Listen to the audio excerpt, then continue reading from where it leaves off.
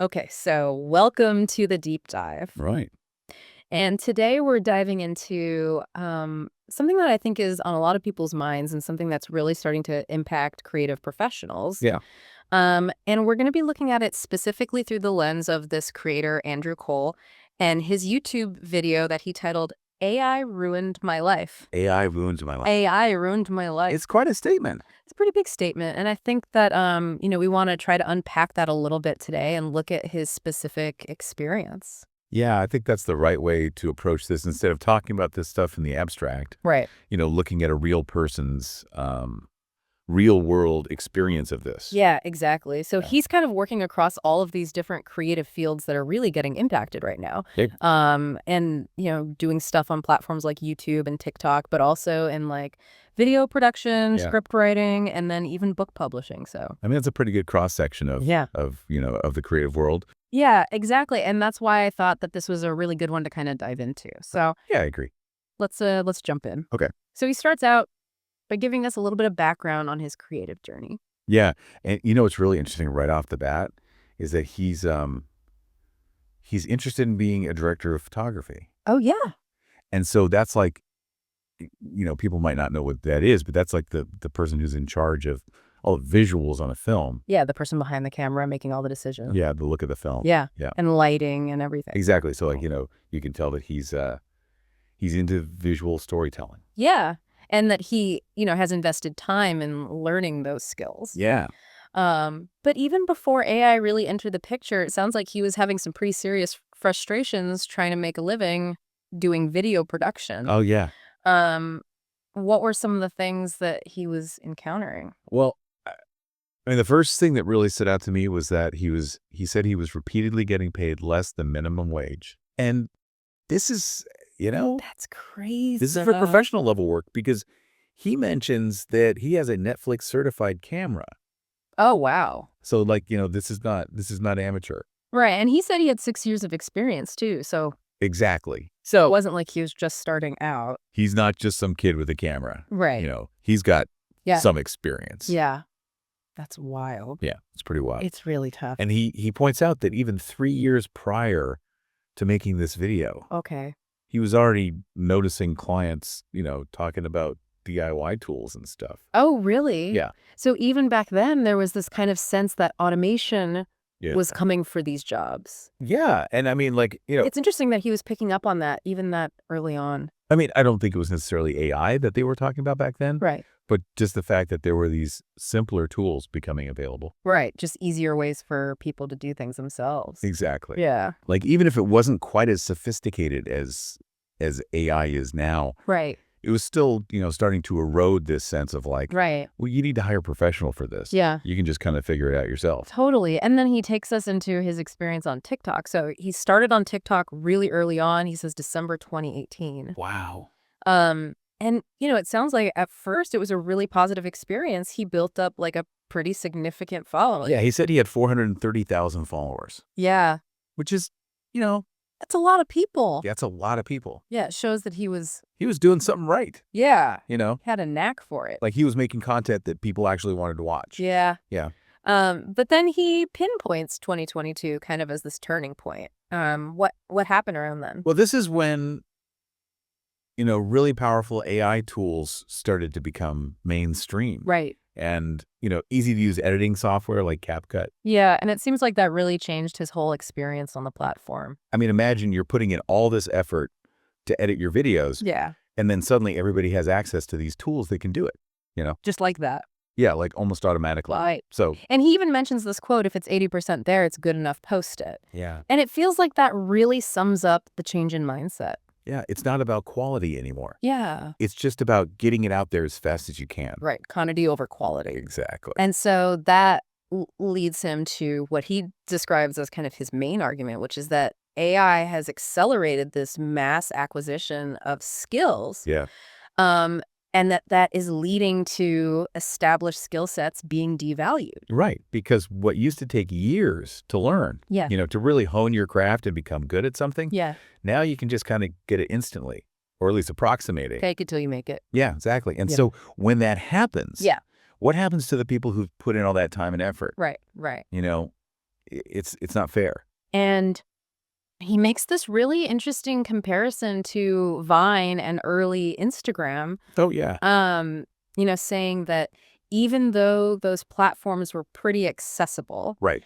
there was still a significant hurdle because you needed to know how to edit. You couldn't just, shoot something on your phone and upload it. Right, You had to actually put some thought into it. right. You had to at least learn the basics of editing. Yeah.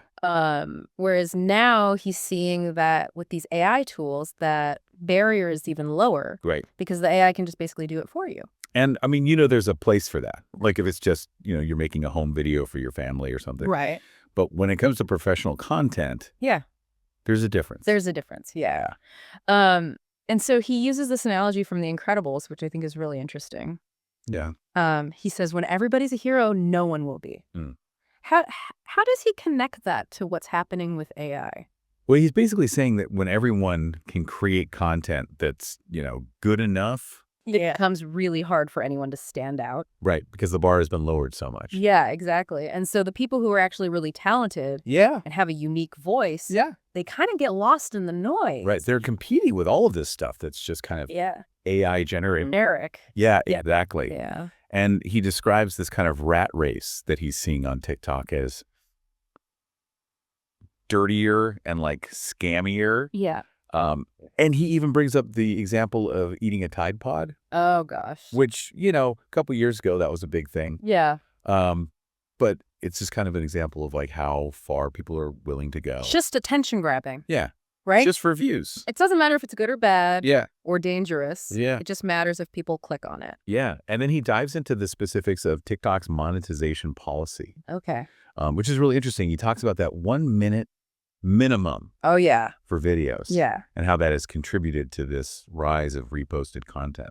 I see, because you need to make a longer video to qualify for monetization. Exactly. And so the easiest way to do that is just to take someone else's content. Yeah, and just like minimally alter it. Yeah. And so, he talks about putting all this effort into his original videos. Yeah. And then just seeing them get treated the same way by the algorithm Right. as this stuff that's basically stolen. Like the platform doesn't care Doesn't care. if it's original or not. Yeah. It's really frustrating. I can see why he would be upset about that. Yeah, because it's basically saying that his effort is worthless. Yeah. It's like, why bother Yeah, if you can just repost someone else's stuff and get the same results? totally. Right. And he gives some really specific examples of like people taking his clips Yeah. and spent a lot of time producing and then just slightly tweaking them and then making money off of them. Like they're riding on his coattails. Yeah. He's not getting anything out of it. Yeah, exactly. And it just kind of shows how difficult it is to compete with what are essentially automated content creation processes. Yeah, because these people are just churning out videos Yeah. with very little effort, Yeah. and they're making money from it. And then he shifts gears a little bit and talks about his experience working as a writer Okay. for this YouTube channel that grew really quickly while he was there. So this sounds like a good thing. It sounds like a good thing at first, right? He said they went from like 200,000 subscribers to 600,000 Wow. in a pretty short amount of time. And he was coming up with the ideas for the videos Yeah. and writing the scripts. Okay. And this was a series that became super popular. Like he said, one of the videos got like 3 million views.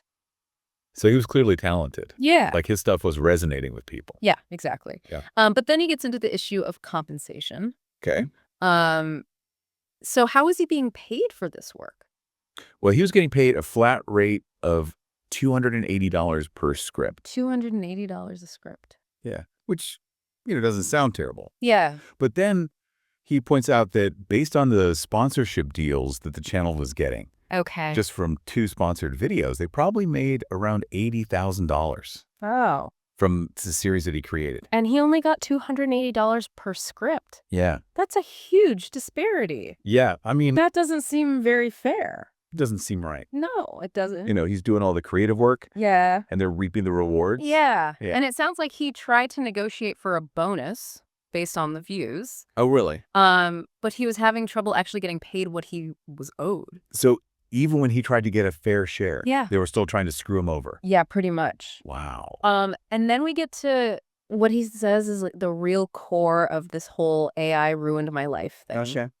And it's basically that he got fired after taking a week off. You got fired for taking a week off. Yeah, because his grandmother passed away. Oh, that's awful. I know. I mean, talk about adding insult to injury. Yeah. You know, he's grieving, and then they just kick him while he's down. Yeah, and so what he suspects is that they basically used AI Okay. to replace him. So they took his scripts Yeah, they took the scripts that he had already written. and fed them into an AI Yeah. to generate new scripts. And he thinks that they basically just continued the series. So they just cut him out completely. Yeah. Wow. And he says that the AI-generated content, you know, he perceived it to be lower quality, Of course. but it was still getting millions of views. Yeah, because the audience doesn't necessarily know the difference. Right. They just see that it's, you know, kind of similar to what they were watching before. Yeah. But yeah, he's just basically saying that he was replaced by a machine.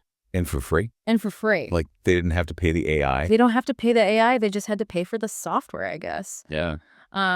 But yeah, it's a pretty stark example of how AI can just lead to job displacement. Scary. Because it's like, if they can do that to him, Yeah. they can do it to anyone. Yeah, exactly. Yeah.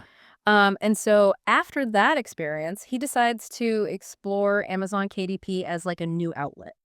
So he's trying to find a new way to make a living creatively. Yeah, he's thinking, okay, maybe I can write a book. Yeah. But what does he discover when he starts looking into that? Well, he starts watching these tutorial videos Right. about how to self-publish on Amazon. Okay. And he's really discouraged by what he sees because everyone is talking about using AI to write books. Oh, really? Yeah. And it's not about, writing a good book. Right. It's about finding keywords Right. and gaming the algorithm. Right. It's just about pumping out content Yeah, that will sell. exactly. And that's really at odds with what he wants to do with his writing. Right, because he wants to write something meaningful, Yeah. something that comes from a human perspective. Yeah. He specifically says he doesn't want to write AI slop. Yeah. And he's also really worried about how he's going to compete with the sheer volume of AI-generated books. It's like a tidal wave Yeah. of just, generic content Yeah. flooding the market. And he says that his first traditionally written book got 0 sales. Oh, wow. So That's got to be demoralizing. yeah, it's really discouraging, right? Because it just shows you how difficult it is Yeah. to get your work seen. When you're up against an army of bots. Yeah. Yeah. And it all comes back to this larger concern that he has about the internet.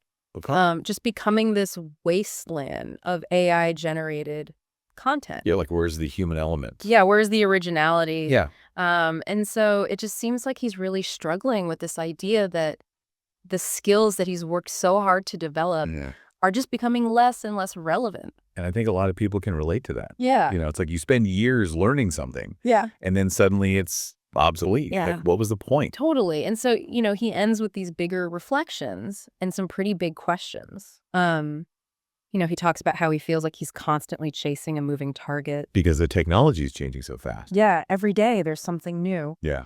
And so he's like, do I need to adopt these tools myself, even though I don't want to?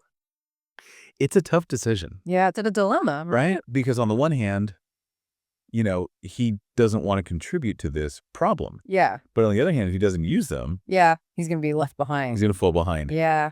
And he makes this really interesting point about how the democratization of content creation, Right. which, on the surface sounds like a good thing. Yeah, everyone should have a voice. Right. Yeah. But he's saying that it's actually having all these negative consequences. Yeah, like we've been talking about. Yeah, like what we've been talking about. The devaluation of skills. Yeah. The race to the bottom. Right. Yeah. And then he uses this really powerful analogy. He compares himself to a carpenter Okay. who's being replaced by a factory in China. Oh, wow. And so he's wondering, should he just keep doing things the hard way? Like, is there even a point anymore? Yeah. Yeah. Even if it means that his work becomes purely artistic Right. and not commercially viable. Like a hobby. Yeah. Yeah.